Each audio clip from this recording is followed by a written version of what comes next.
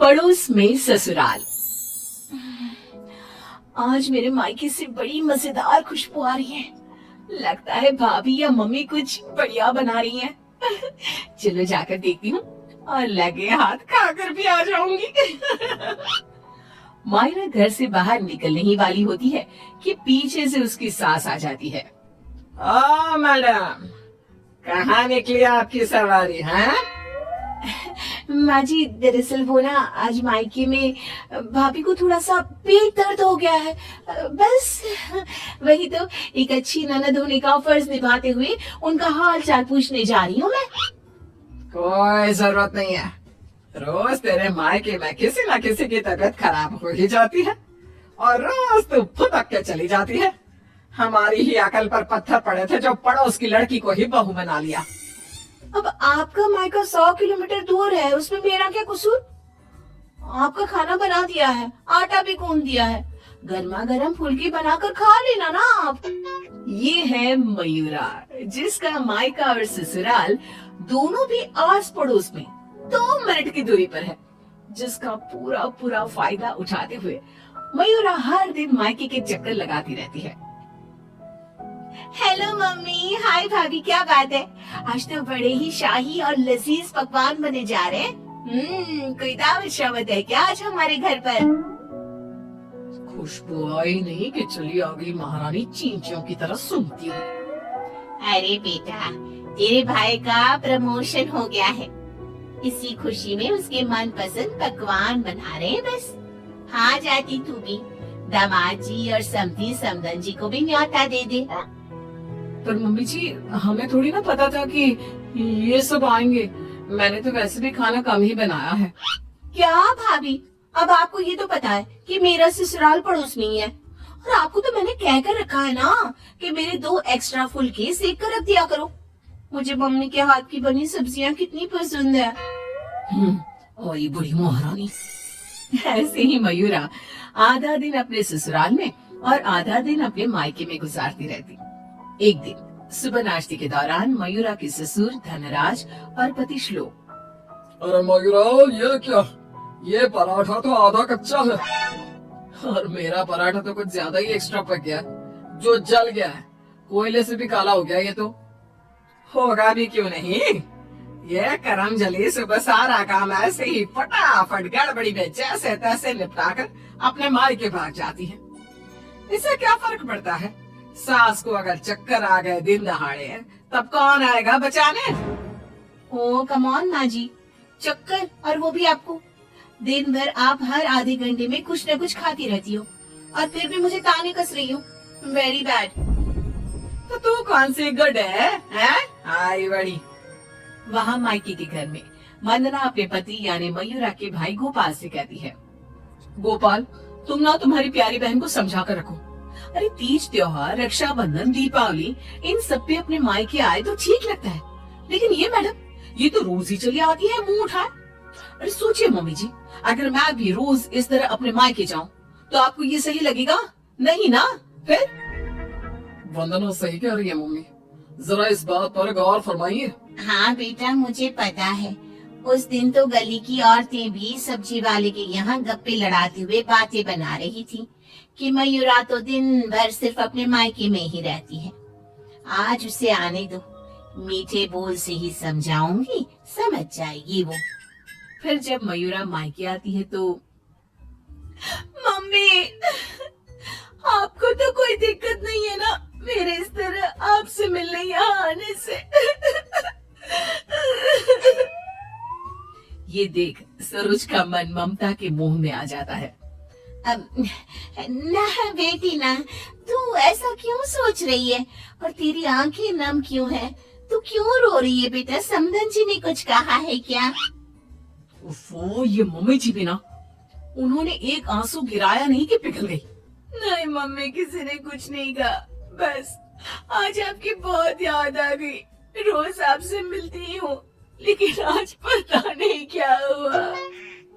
और इसी के साथ सरोज अपनी बेटी को कुछ नहीं बोल पाती और अब मयूरा का मायके में आना जाना इतना बढ़ जाता है कि वो मायके के फैसलों में भी दखल अंदाजी देने लगती है।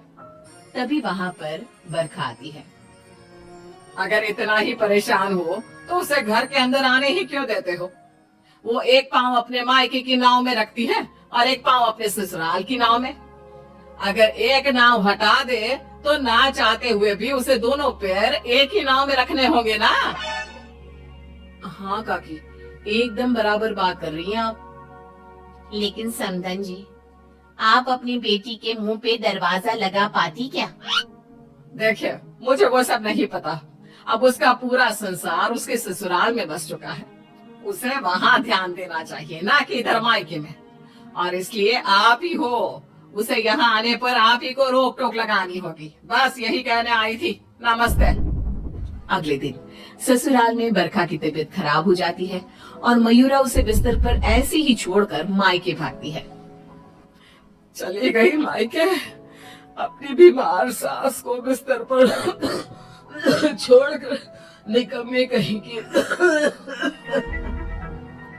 रात में जब धनराज और श्लोक दफ्तर से घर लौटते हैं, तब वो देखते हैं कि मयूरा घर पर नहीं है और बरखा अपने कमरे में बुखार से तप रही है। और तो और घर में कुछ खाना तक नहीं बनाया है। आज तो हद ही कर दी मयूरा बहू ने। अरे काम काज का नहीं, लेकिन कम से कम अपनी सास की तबीयत का तो लिहाज रख लिया होता। कोई फिक्र, कोई चिंता नहीं। आप ही ने तो चुनी थी ना ये बहू। कुछ देर बाद मयूरा अपने ससुराल वापस आती है। मयूरा, घड़ी देखी तुमने? हाँ, घड़ी में 2 सुइयां एक साथ कितनी प्यारी लगती है ना। बिल्कुल आपकी और मेरी जोड़ी की तरह। मैं मजाक के मूड में बिल्कुल नहीं हूँ मयूरा। तुम्हारा ये मायके से ससुराल, ससुराल से मायके घूमने का तमाशा बहुत हो गया। ये सब कब खत्म होगा? तुम्हें अंदाजा भी है, माँ अंदर 103 बुखार से तप रही है और तुम सुबह से अपने मायके में हो। बहू, अच्छा होगा कि तुम मायके जाना कम कर दो, वरना कहीं ऐसा ना हो कि एक दिन दोनों तरफ की रिश्तों की डोर टूट जाए और तुम बीच में ही लटकी रह जाओ। जी पापा जी, आप टेंशन मत लो। मैं मायके जाना तो नहीं छोड़ सकती, लेकिन मैं अपना बहुधर्म अब अच्छे से निभाऊंगी। मैं रोज माँ जी का एकदम हल्के नाजुक पत्ते की तरह ख्याल रखूंगी और आप लोगों को शिकायत का मौका भी नहीं दूंगी। पर मयूरा तो आखिर मयूरा है, इतनी जल्दी कैसे उसे किसी की बात समझ में आ जाती? ये तो उसके डिक्शनरी में था ही नहीं। पहले वो बिना कोई काम किए मायके चली जाती थी और अब कभी कुकर को गैस पर रखकर तो कभी कपड़ों को आधे में धोता छोड़कर मायके चली जाती। उसकी इन हरकतों से ससुराल और मायके वालों को तो पहले से ही परेशानी थी। अब तो आसपास की औरतों के लिए भी मयूरा अच्छी खासी शाम की चाय की गॉसिप बन गई थी। अरे वो सरोज बहन की बिटिया मयूरा, कभी इस डाली तो कभी उस डाली फुदकती रहती है। मुझे तो दिन भर अपनी खिड़की से उसका ये सर्कस देखने में बहुत मजा आता है।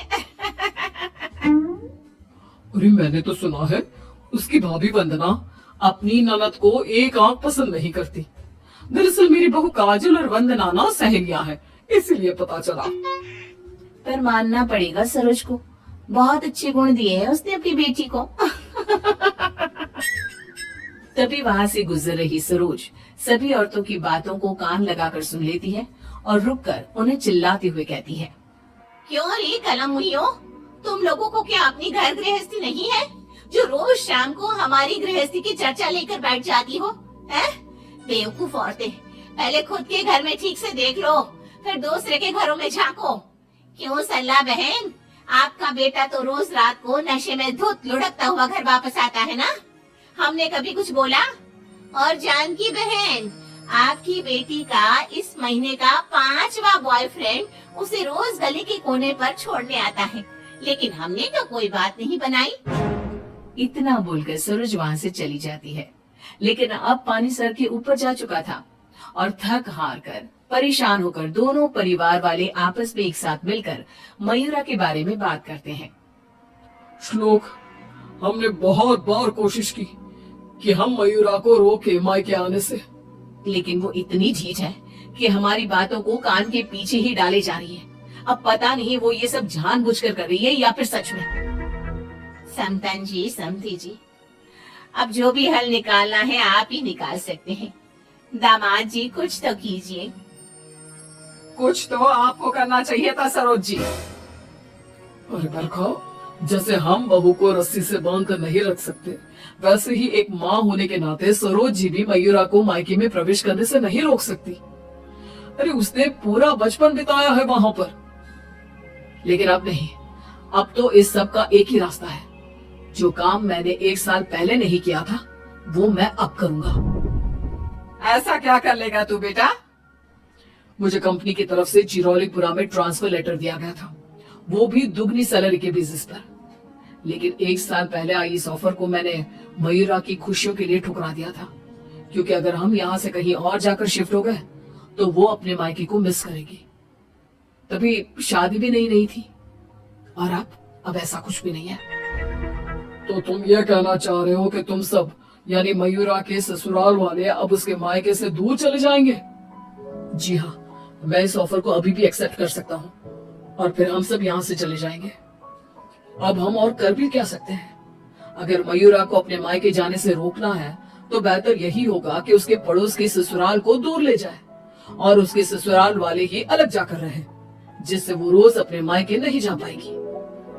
सभी श्लोक के इस फैसले पर सहमति जताते हैं और फिर मयूरा अपने पति की ट्रांसफर की वजह से शिफ्ट होने की बात को साधारण समझकर अपने मायके से दूर चली जाती है।